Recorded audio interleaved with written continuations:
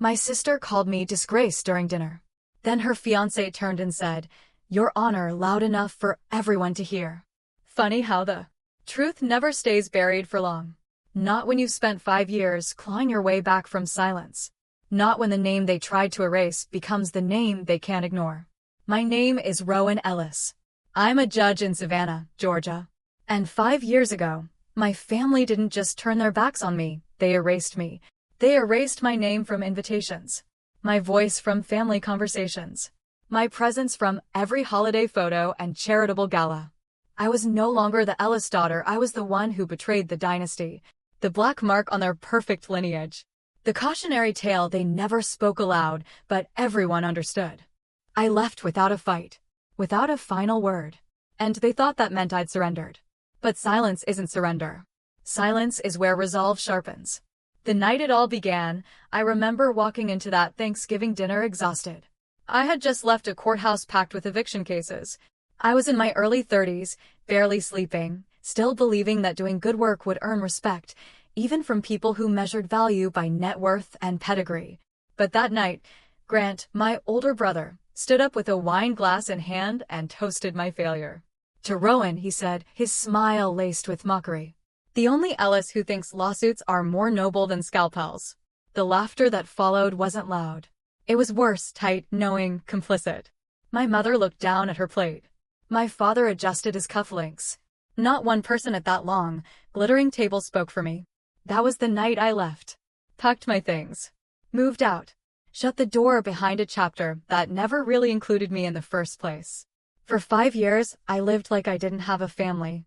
And then last week, a cream-colored envelope arrived. Thick paper. Gold seal. The Ellis family crest embossed across the back. A wedding invitation. Grant was getting married. But it wasn't the invitation that shook me. It was the note tucked inside. "Please come. I miss you.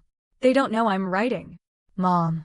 Funny thing about silence, it teaches you how to hear the weight behind words.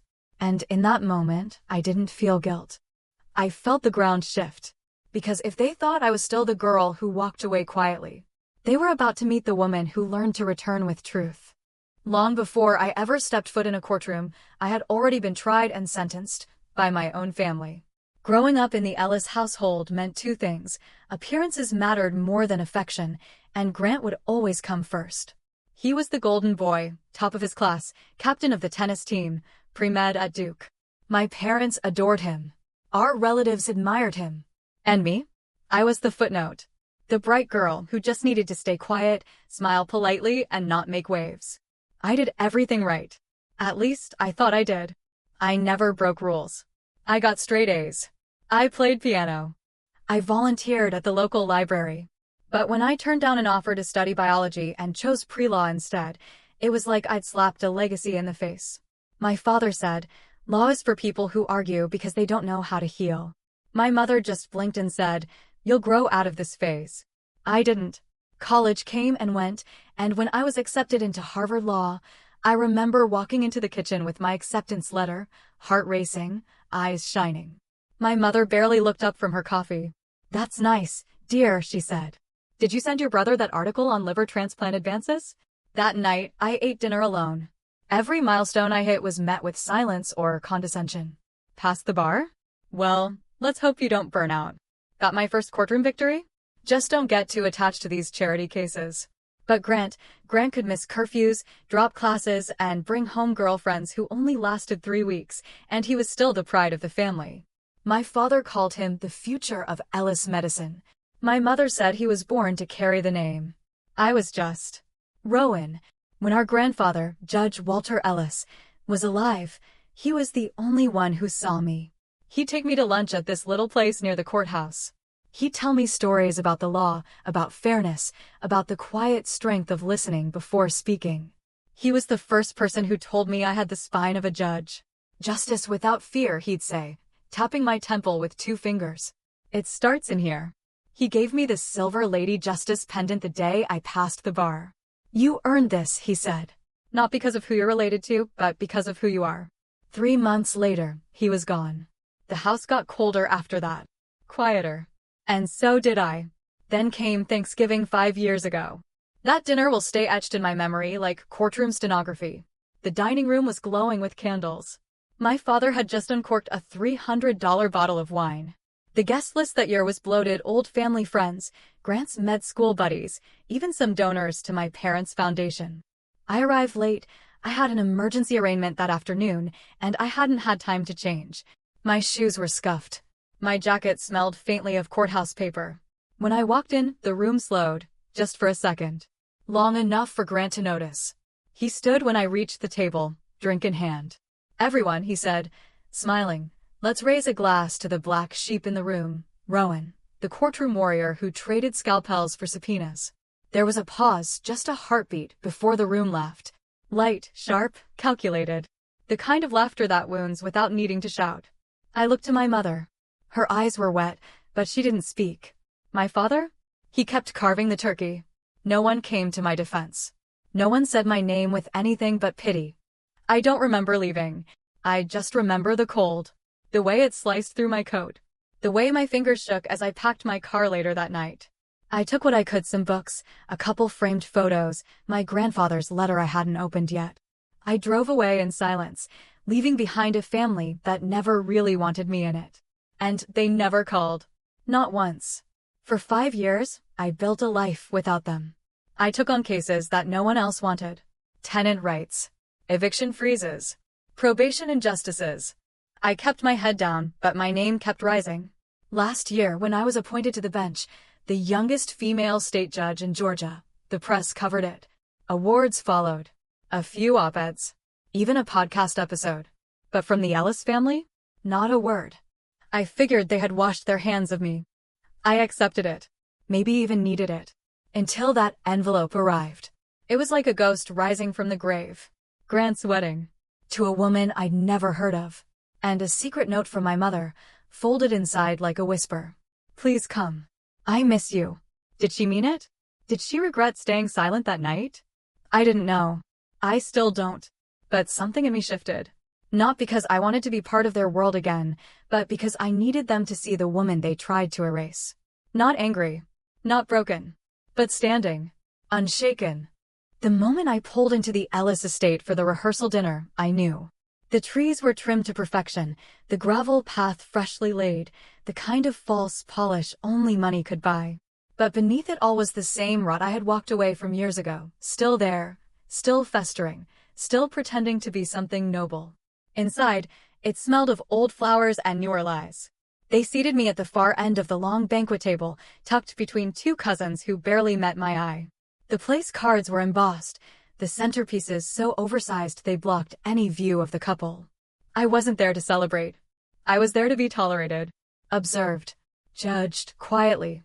A folded program sat neatly on my plate. I opened it out of habit and froze. Inside was a list of family accomplishments. A tradition, apparently. Uncle Charles's accounting award. My second cousin's rowing trophy. My father's foundation grant. Even Aunt Marianne's write-up in a garden magazine. But nowhere was my name. Not the Harvard law degree. Not the judgeship. Not a single mention of the one Ellis who had made something of herself without the family's name to carry her. My stomach twisted. Across the room, I saw Grant lift his glass in my direction, a mock toast, a cruel grin tugging at the corners of his mouth.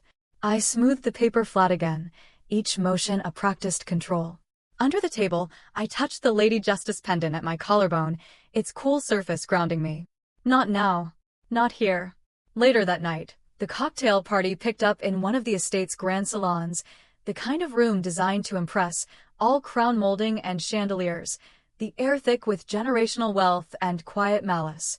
Guests floated in and out of conversation like they were auditioning for their next invitation. That's when I overheard it. A group of my cousins huddled near the fireplace, half drunk and fully vicious. One of them, I couldn't tell who, sneered, "She thinks she's someone now. All that black robe crap." Another voice, shrill and cutting, "She's just playing dress-up. Grant's the real Ellis. Always was." Laughter. Dismissive. Easy. But what caught me off guard wasn't the words. It was how little they hurt. Once, that kind of venom would have sent me into a spiral. Now, it only clarified something I had been circling for days. They didn't hate me because I failed them. They hated me because I succeeded without needing them. I turned on my heel, heels sharp against the marble, spine straight. I didn't confront. I didn't explain. I had long since stopped handing out permission slips for my worth. The next day came the final strike. The family toast. The hosts gathered everyone in the grand ballroom, waitstaff passed champagne, guests crowded around in shimmering clothes. Grant, of course, stood center stage, Elena beside him looking poised but pale. I stayed near the back, flanked by strangers who glanced at me with vague curiosity. Grant lifted his glass. "And here's to family," he said, voice smooth. "To those who carry the Ellis legacy with pride. And to those who, well, believe a desk and a black robe can rewrite history." A beat. Scattered laughter. Not the full room kind, the tight, uncertain kind. The kind that asks, "Are we really doing this?" He locked eyes with me. I didn't blink. My grip on the champagne glass tightened, the stem biting into my fingers. But I didn't move, didn't speak. Let him think he'd won. Because what came next wasn't a rebuttal. It wasn't a scene. It was precision. After the clapping died down, I stepped forward. Quietly. Deliberately. I placed a single manila folder on the grand piano behind him, nothing dramatic. No raised voice. No speech. Just facts. Inside, published rulings. Letters of judicial commendation. Press clippings. Awards. Proof of who I was. Proof they had spent years pretending didn't exist. Grant turned. Confused. Then pale. And then, without a word, I looked at Elena. She stared down at the folder. Read the headlines. Her hand trembled as she picked up one letter, a judicial recognition from a civil rights group she herself had once interned with. The blood drained from her face. "You lied," she said to Grant. Not loud. Not dramatic. Just true. Then she turned to me. "Thank you," she whispered. And in that moment, the room, all its grandeur and decorum, collapsed into silence. Not from scandal, but from truth. She slipped off her ring and placed it on the piano, right beside the folder that had detonated their fiction. Then she walked out. Head high, shoulders steady. Grant called after her, but no one moved. No one comforted him. Because everyone saw what he really was, not the heir, not the success, just a man standing in the ruins of his own arrogance. I didn't smile. I didn't speak. I just turned and walked away, the pendant at my chest warm with purpose. For the first time in years, I wasn't the disgrace in the room. I was the reckoning. That night, after the toast, after the silence, after Elena's quiet exit and Grant's humiliation, I didn't feel triumphant. I didn't feel vindicated. I felt empty. The kind of hollow that comes not from losing, but from winning a battle you never wanted to fight in the first place. Back in my apartment, Savannah was wrapped in rain. It clung to the windows, blurred the streetlights into halos. I stood by the kitchen counter, a half-finished cup of tea growing cold in my hands, the Lady Justice pendant resting heavy against my collarbone. I had done what I came to do. They saw me. They couldn't deny me anymore. And still, there was no relief. No great release. Just a quiet ache that pulsed beneath the victory. Because deep down, I had wanted more than recognition. I had wanted remorse. An apology that never came. A conversation I'd rehearsed 100 times, but never got to say. I had imagined my mother stepping forward, telling the room they were wrong. That she was wrong. That silence had never been strength. That she had failed me. But she never spoke. She watched everything unfold from her seat. Frozen. Pale. Like a woman staring at her own reflection for the first time in years. Even that silence hurt in ways I couldn't explain. I should have felt powerful. But power without healing is just armor, and that night, all I had was weight. When I finally fell asleep, it was shallow. Fitful. My grandfather's words echoed through the darkness. You weren't born to be their favorite. You were born to outgrow them. But what if I didn't want to outgrow them? What if I just wanted them to want me back? The next morning, I found myself driving with no destination. I passed the courthouse, the coffee shop I liked, the park bench where I'd sat reading my first law textbook. Everything looked the same. Everything felt different. I ended up in front of the old family cemetery again. I hadn't meant to go there. But maybe my feet remembered what my mind didn't. I stood in front of my grandfather's grave for a long time, the early sun casting long shadows across the stone. The lilies I had brought days earlier were beginning to fade. I replaced them with fresh ones, white and clean and still breathing. Why do I still want her to call? I whispered. No answer, of course. Just wind. Just truth. I sat down on the low stone bench and closed my eyes. Memories flickered, sharp, fragmented. My mother's voice reading bedtime stories. Her hand on my forehead during flu season. Her perfume when she hugged me too tight on the first day of high school. And then, the silence. When I left that night 5 years ago, she didn't call. When I was appointed to the bench, she didn't write. When I walked into that room yesterday, she didn't stand up. So why was I still hoping? That afternoon, my phone buzzed. A message from Leah. My constant. My mirror. Leah Jensen, you okay? I stared at it for a full minute before typing. Rowan, I did what I had to do. But I don't know if it was enough. Leah, it wasn't supposed to be. It was never about them.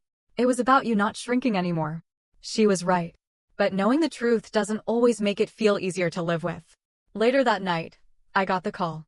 My mother. I didn't answer the first time. Or the second. On the third, I let it ring until the final second, then picked up. Rowan. Her voice was softer than I remembered. Frayed around the edges. Unsure. I was hoping. Would you meet me for dinner? Just us. Please. Everything in me screamed no. But another part, smaller, quieter, whispered yes. Not for her. For me. Because maybe closure wasn't something I could demand. Maybe it had to be faced, endured, aloud. So I said, okay. We met at a restaurant we used to go to when I was younger.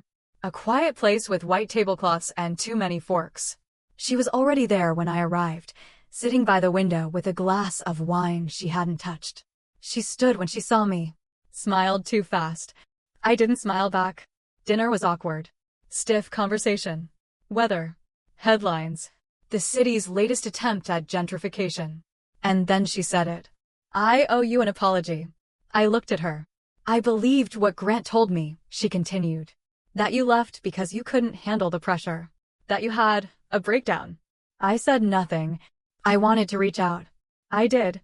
But he said, she paused. He said it would just make things worse.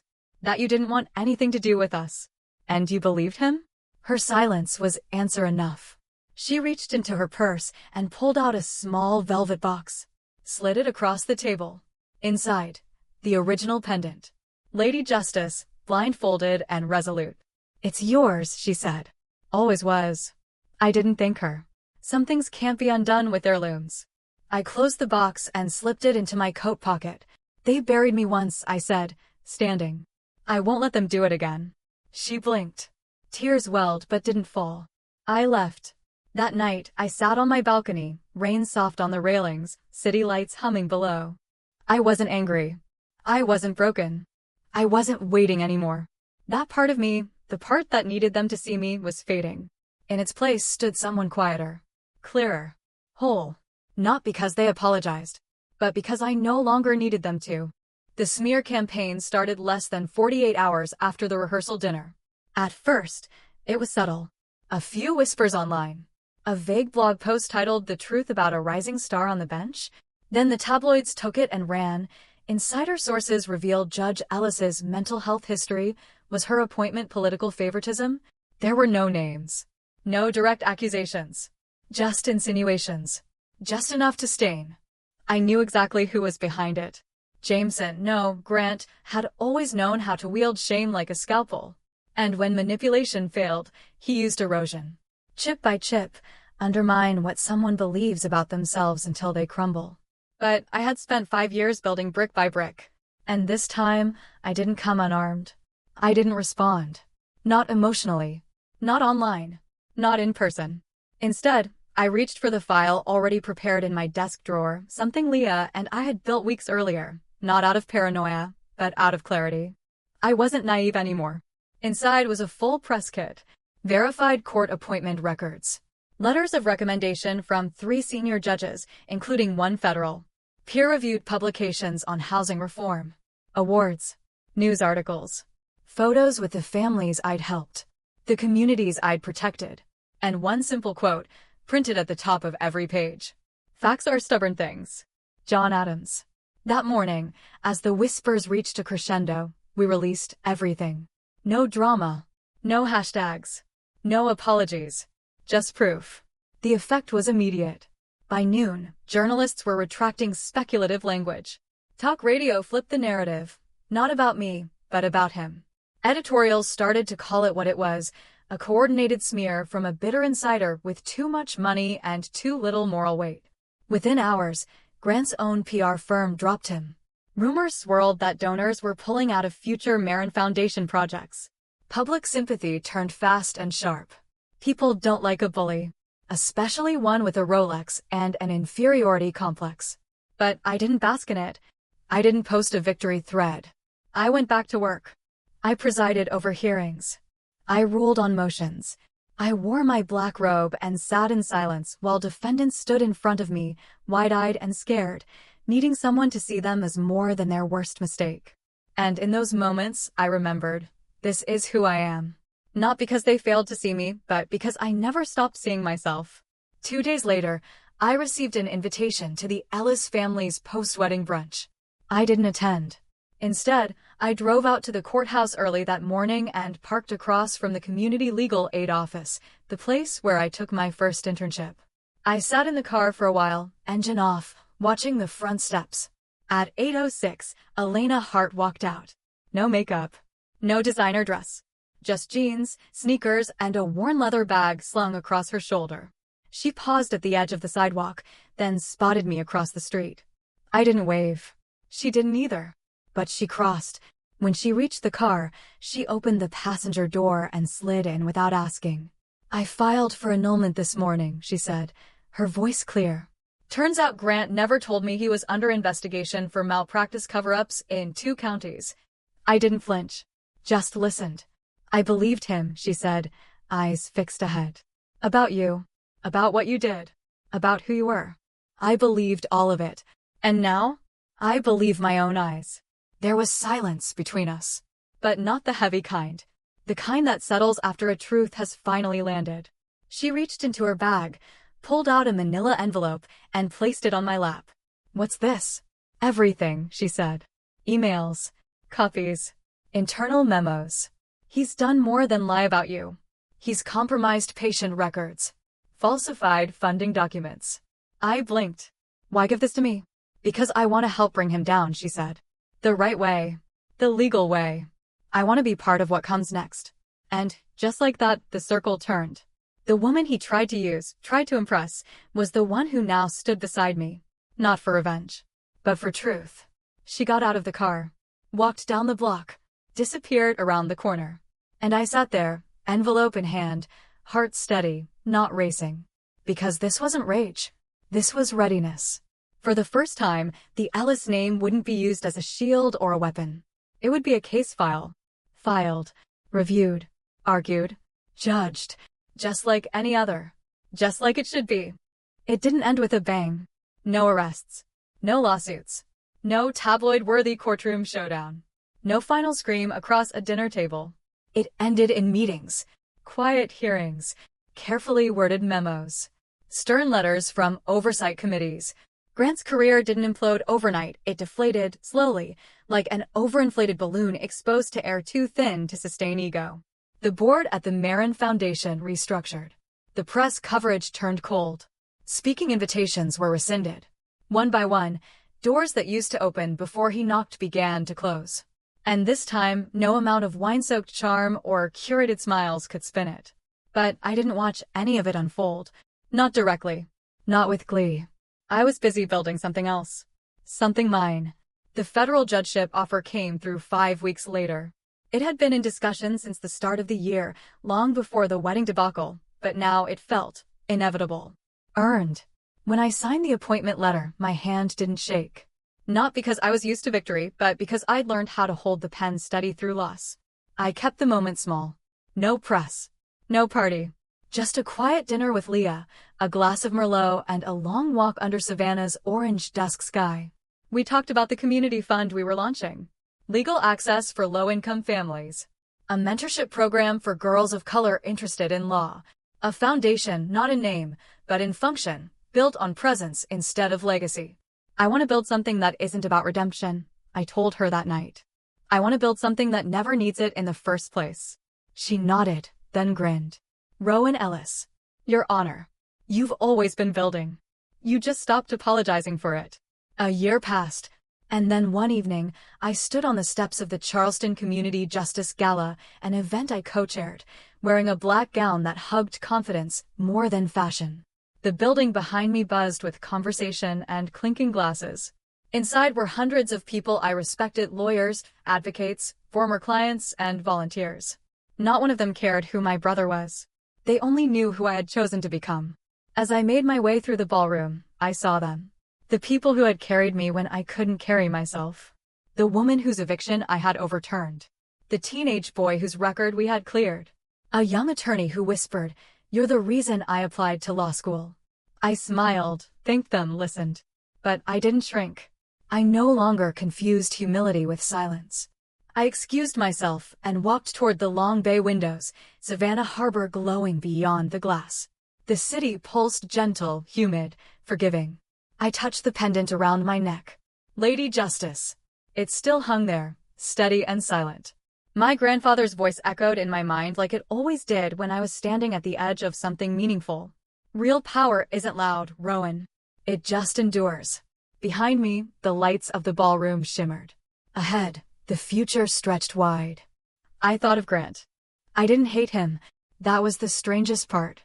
I felt nothing, not because I had numbed myself to the past, but because I had finally grown into something larger than it. He had tried to erase me, but I had written myself back into the story. And not with vengeance, but with truth. Not with fire, but with foundation. Not with noise, but with grace. The next morning, I visited the old courthouse one last time. Not for a case. Not for ceremony. Just to walk the halls.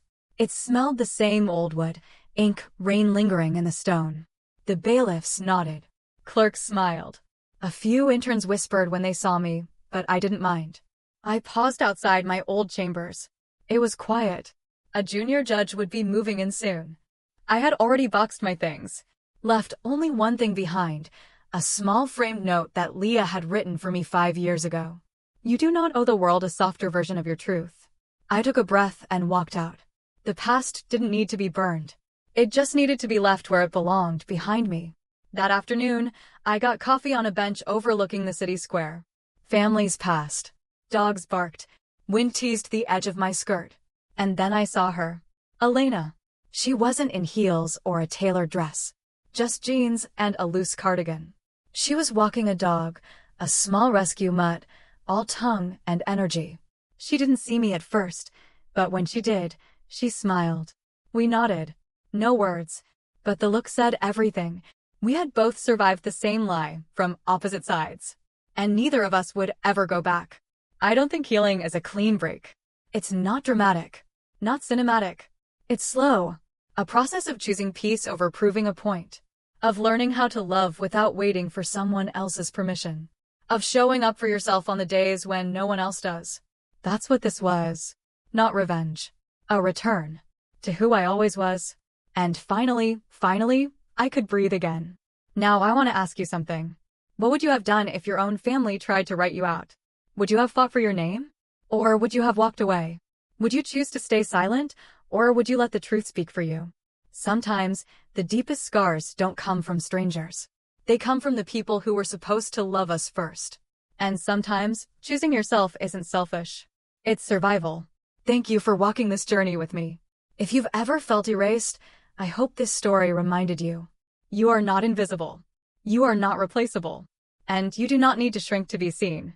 You were never too much. They were simply never enough. Now tell me, what truth have you reclaimed for yourself? I'll be in the comments. Always listening.